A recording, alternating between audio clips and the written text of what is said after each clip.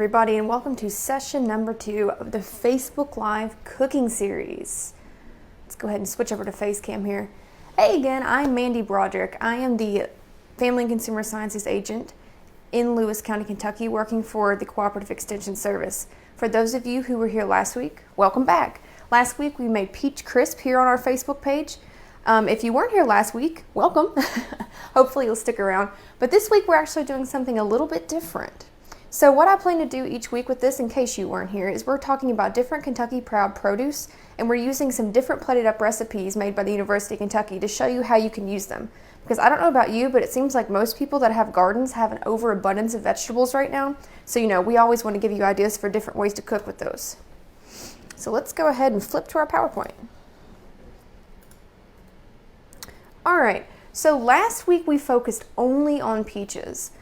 And that's great, but this week's recipe actually has so many different kinds of Kentucky Proud produce in it that we can't just focus on one ingredient. So this recipe actually is going to have tomatoes, cucumbers, yellow pepper, and basil. So instead of just telling why one of those vegetables are good, I decided it was just easier to tell you in general why you should want to eat vegetables. First of all, vegetables, they taste great. Even if you don't think they do, they are low in fat, calories, and cholesterol, which is great if you're trying to, diet, trying to lose weight, or maybe keep weight off. Vegetables are high in fiber. So fiber is actually going to help you reduce your blood cholesterol. They're high in vitamin C. That's going to help you heal cuts. It's going to be good for your immune system.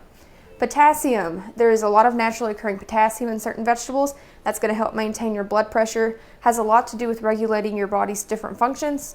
Folate. This is actually especially important if you're pregnant. You've probably heard people talk about folate, but it's going to form red blood cells.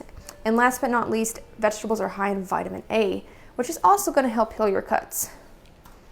So just like last week, the way I picked this recipe, it wasn't random. I didn't just go on the website and decide, we're going to cook that today. So today is the 22nd, and if you look on the calendar here, you'll actually see it is tomato basil salad. And that's kind of how we got to where we are today. Now, if you are interested in what you're seeing here in this calendar, this is a calendar that you can print off and look at home. So I will go ahead and put that in the comments section for you.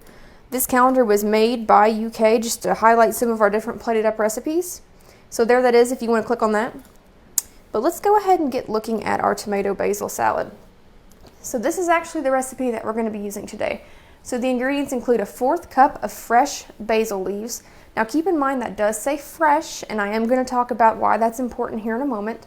1 pint of cherry, grape, or other salad tomatoes halved, about 2 cups. 1 large cucumber, chopped, about 2 cups. 3 green onions, chopped, or about 1/2 cup. 1 small yellow bell pepper seeded and diced, 3 tablespoons of crumbled feta, fat-free feta cheese, 3 tablespoons of olive oil, 2 tablespoons of white balsamic vinegar or white vinegar, and salt and freshly ground pepper. So a lot of those are things that you can grow in your garden. A lot of you probably have these things in your garden. So this is a really easy recipe, if you don't want to have to run to the store. So we're going to flip to our cooking station over here. All right, so step 1, remember how I said we were going to talk a little bit about those fresh basil leaves, right? So the reason it's important to make sure we're using fresh basil leaves is because fresh herbs and spices are definitely different than dried ones. We all have that cabinet or drawer full of dried herbs and spices that we like to use in almost everything. And those are fine, except dried herbs and spices, in order for you to get all the flavor out of them, you really need to add them and cook them, right? So you want to add them early in the cooking process so that they can get heated up and all those flavors can be released. Fresh herbs, on the other hand, they're pretty much going to have all that flavor right from the get-go. If you want to cook with them, you definitely want to add it towards the end. That way you don't, totally disintegrate them and lose all your flavor. But this recipe, especially since we aren't cooking it, that's why it's important we use fresh. We're not going to really have a good chance to release the flavor from those dried herbs, so we want to use fresh to make sure, it tastes good. Now, if you're kind of like me, I went to the store to buy ingredients for this, and I had a bit of trouble finding basil, aka I could not find any fresh basil. So if you run into a situation like that, they do sell a paste, it looks kind of like this right here, and it is the next best thing to fresh. So actually when I squeezed this out of the tube earlier, it smelled just like fresh basil. So if you can't find the actual fresh ingredients, you know, the stir and paste is going to be the next best thing. All right, so step one, if I were able to find the basil like I wanted to, we would have rolled those basil leaves up and we basically would have just sliced them into teeny tiny little strips. You know, nothing too crazy there.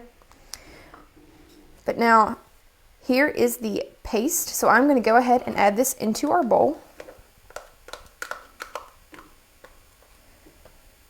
I know it may look a little funny on camera, but I promise you it smells super good. It's nothing more than just like water, some gel, and then a little, you know, your basil. All right, so there's that. Next up, we're going to combine the basil, which I've already put into our bowl here, tomatoes, cucumbers, green onions, bell pepper, and our feta cheese in a large bowl. So this recipe is actually pretty easy. So we're going to go ahead and do that step by step. So let's see, I've already got our basil in there. Next up are our cherry tomatoes. These are just cherry tomatoes, you know, got them at the store. Chopped them in half, nothing too complicated. So we're going to go ahead, dump that in our bowl. All right, so there's the basil, the tomatoes. Next is the cucumber. So once again, this is just a cucumber that I've already chopped up.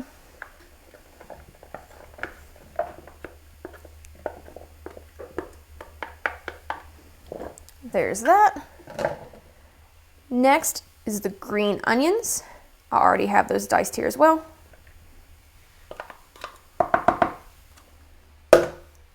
Bell pepper. Now this recipe does call for a yellow bell pepper. If you have a green one or a red one at home, you know, that's going to be fine. If you have to substitute for the yellow, I'd recommend the red just because, you know, it is going to be a little bit sweeter than the green one, but really any kind of pepper you have will be just fine. So we'll add that to the bowl. And last but not least is actually feta cheese. Now, a lot of you may have never used feta cheese before, and if you haven't, you're really missing out. Feta is actually my second favorite cheese right next to grated Parmesan. It's usually made with either goat's milk or sometimes sheep's milk. That might sound kind of gross to some of you, but I love it. I think it tastes great. I love to use it on pizzas, pretty much anything. But that's all this is just feta cheese crumbles. When you get it at the store, it's already going to come looking like this. So we're going to go ahead and add that in. I'd highly recommend trying it if you've never cooked with it before. All right, so we have all of our ingredients right here in a large bowl. Pretty easy so far, right? All right, step 3. So step 3, we are actually going to whisk olive oil with vinegar. So I have a separate bowl here for that. And we are going to take the 3 tablespoons of vinegar into olive oil. So I just have some white wine vinegar here. So there's 1, 2, all these vegetables smell so good, 3, okay, so we have 3 tablespoons of that. Next step, we're going to add in the olive oil, and that's just 2 tablespoons of that. So 1, 2. Now, most of you probably know that oil isn't going to really mix with water, so it is, even once I whisk this, it's going to still kind of, you know, look separated, but that's fine. All right, so we have that. Now next, we are going to whisk it. So we're just going to go ahead and give that a little bit of a stir. Looks like I should have picked a smaller bowl maybe. Oh well, we'll get it done. So as you can see now, it's a little bit more blended, but you can still definitely see different little globs of oil. That's totally normal. All right. Next up, we're going to drizzle this olive oil white wine vinegar mixture over top of our salad here. So there's that. And next it just says to toss lightly. Now, you know, you could stir this. However, to make it a little bit easier on myself, I actually picked a container with a lid and I'm just going to shake this up. So what we're doing here is we're just blending all of our ingredients together. And not only that, but we're making sure that that olive oil white wine vinegar mixture is going to get coated all over our vegetables evenly. All right, that should do it. So there we go. Oh, wow, that smells so good. I wish there was a way for you all to smell this on Facebook. I really do. All right. And that should be it. Now, that was a pretty simple recipe. In case you're wondering, you know, well, how am I supposed to eat this? Well, you know, don't overcomplicate it. You can eat it with a fork if you want to. But I think it'd be really good with some tortilla chips. So, you know, just be creative. It smells really good though. Would mozzarella cheese work as a substitute for feta? It probably would. I'm not sure about the taste. I personally don't think mozzarella has as much flavor as feta cheese. If you've never tried it before, feta has a very strong flavor. So you may not taste it as much, but sure, you can substitute, you know, for a different kind of cheese, especially if you don't like feta, you know, definitely substitute it. No reason to use a cheese you don't like. Okay. Are there any other questions though? Feel free to ask away. Salad looks delicious. Yes, it is very delicious. All right, so just because I haven't already and I don't want to forget to, I am going to post the link to that recipe in the comments. You will be able to see that link after the video ends, so you know, don't worry about writing it down or clicking away or anything like that. But that right there is actually the recipe.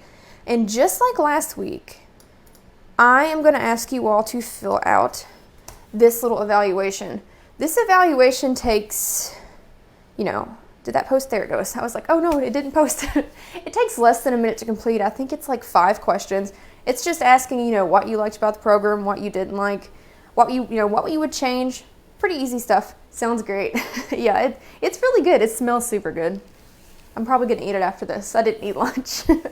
But go ahead, fill that survey out for me.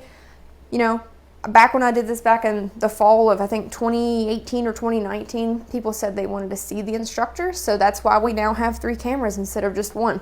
I do read it. You're not going to hurt my feelings. How will I ever know if you don't tell me, right? So go ahead, fill that out for me. Doesn't look like anyone else has any other questions. If not, though, I'm going to go ahead and thank you for attending. I know this was a pretty easy recipe. Next week's is pretty easy too. It's actually going to be a watermelon tomato salad. And I know that sounds kind of gross and different, but I've had it before and it's actually really, really good.